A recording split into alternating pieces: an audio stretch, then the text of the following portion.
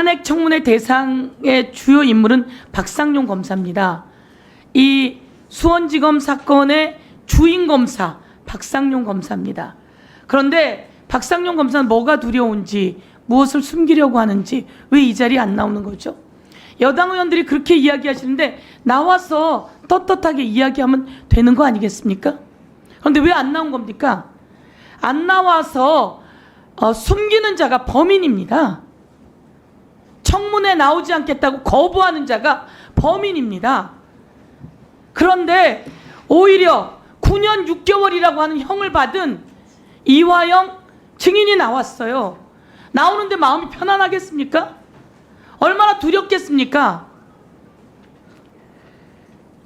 그래서 저는 이게 뒤바뀌었다. 안 나오고 거부하는 자가 범인이다 이렇게 이야기하고요. 이화영 증인께 묻겠습니다. 도대체 몇 번이나 불려나간 것 같습니까? 검찰에.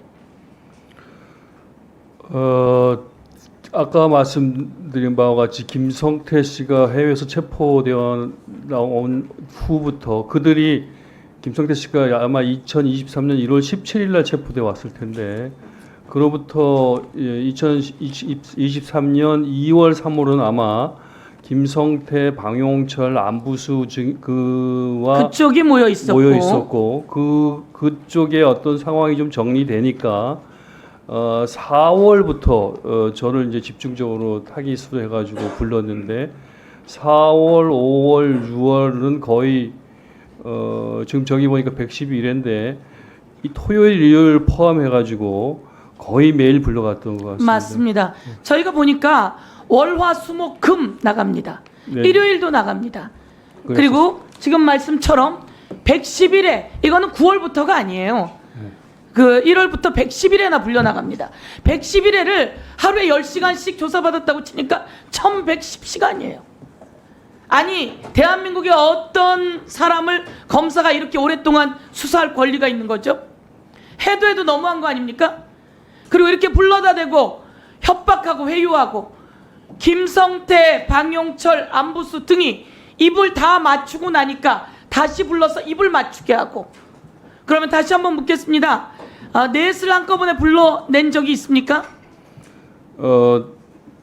저기 지금 적시되어 있는 저와 김성태, 방용철, 안부수 넷을 불러서 여러 번 대지를 했고요. 또 대지를 하지 않고 조서를 쓰지 않을 경우에도 같이 있었던 적도 불렀던 적도 있었고요. 조서를 쓰지 않는 적에는 조서를 작성하지 않는 경우에는 무슨 일을 합니까? 불러서? 주로 아까 말씀드렸던 것 같이 그 창고라고 하는 공간에 모여서 진술 세미나를 하듯이 여러 가지 얘기를 하고 또 개별적으로 저와 김성태를 단둘이 만나기 위해서 얘기를 하게 하고 저와 방용철을 단둘이 만나서 얘기를 하게 하고 저와 안부수를 만나서 얘기를 하게 하고 그리고 그 과정에서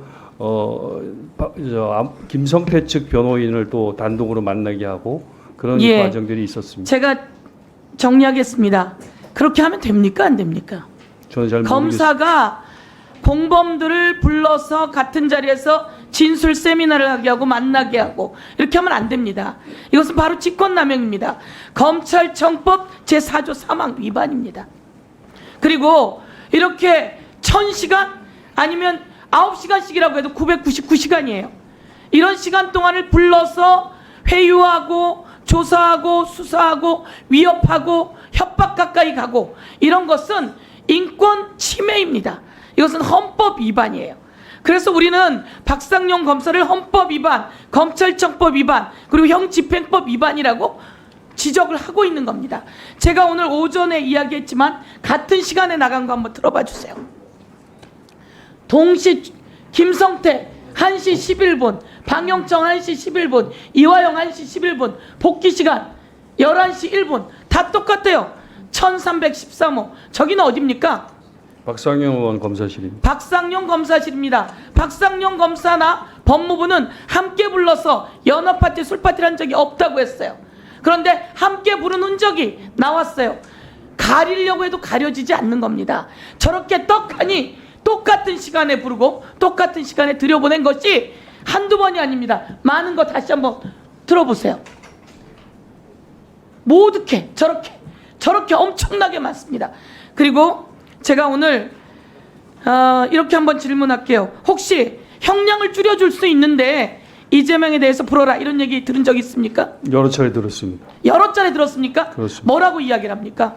제가 뭐 비방록에도 일부 적어놨는데 이재명 대표에 대해서 진술을 하면 제가 이재명 대표가 주범이 되고 제가 종범이 되고 이재명 대표가 제3자 뇌물죄로 기소되면 저와 지금 제가 1심에서 처벌받은 모든 내용들이 다 상쇄되고 없어지기 때문에 제가 그 상태에서 모속으로 나갈 수 있게 할 수 있다라는 제안을 받았고 또 네, 하나는 그것은 검사의 직권을 넘어선 범죄 행위입니다. 한 가지 더 물어볼게요. 가족을 혹시 데려다 주겠다 이러면서 회유한 적도 있습니까? 여러 차례 있었습니다. 여러 차례 있었습니까? 그렇습니다. 그건 어떻게 합니까? 우리 집사람을 면담을 시키겠다고 검찰청에 불러서 면담을 시키겠다고 했는데 저는 만나고 싶었는데 집사람이 계속 거부해서 안 나왔고요. 아들을 만나게 해주겠다. 아들이요. 또 같이 구속되어져 있었던 신명석 국장을 1대1로 면담시켜주겠다 해서 같이 만나가지고 또 신명석 국장의 구속 상태를 해제시켜 줄 수 있다 이런 얘기를 들었었고요. 또 다른 지인들도 1대1로 밖에서 들어와서 면담을 하고 그렇게 했었고요. 그 과정 속에서 변호사분들을 많이 만났습니다. 변호사분들이 김성태 측 변호인으로 선임되었었던 분들이 여러분들이 오셔서 다양하게 저를 개별적으로 만나서 1대1로 만나고 설득을 하면서 검찰 편을 들고 김성태 말을 듣는 것이 현재 상태에서 가장 나한테 피고인 이화영한테 유리한 상황이다. 이런 것들을 계속 원하지 않는 변호사를 데리고 와서 회유한 정황들이군요. 그렇습니다. 그러면 변호사의 조력을 받아야 되는데 그 변호사가 쫓겨난 적이 있다고 들었습니다. 검찰에서는 문자를 보내서 변호사를 오라고 했는데 그 변호사에게 주거 침입 등등 변호사 못하게 하겠다는 등등 협박하면서 박상용 검사가 쫓아냈다고 하는 내용도 있습니다. 그런 내용이 있습니까? 그런 내용이 있습니다. 설명해 보시겠습니까?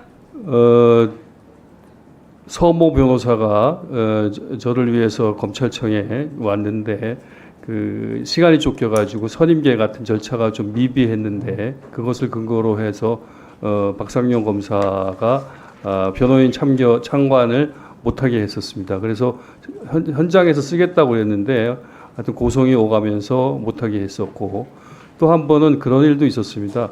그 현직 교도관이 그런 박 검사실에서 일어나고 있는 일련의 행태에 대해서 문제점을 느껴가지고 교도관이 문제 제기를 했었습니다. 예를 들면은 방용철 피고인이 구치소에서 가지고 온 문건을 밖에서 들어온 쌍방울 직원에게 전달을 하려고 했었습니다. 그걸 이제 검사가 용인해 주니까 교도관이 이건 너무한 거 아니냐 그렇게 해서 계속 항의를 하다가 박 검사하고 아주 큰 소리로 대판 다투기도 하고 그런 경우도 있었습니다.